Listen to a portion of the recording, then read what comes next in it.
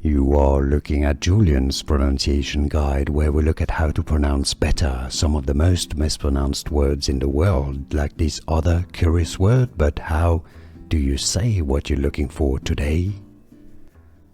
Let's learn once and for all how to pronounce this word correctly. This is the past tense, or the past participle of the verb to sync, as in synchronize. It's pronounced in English synced.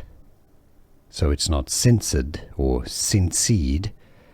Just replace the ed at the end with a t sound. Synced. How to pronounce synced. Here are more videos on how to pronounce more confusing words and names too many mispronounced. Like this video if you found it useful. I appreciate your support. I'll see you soon, and thanks for watching.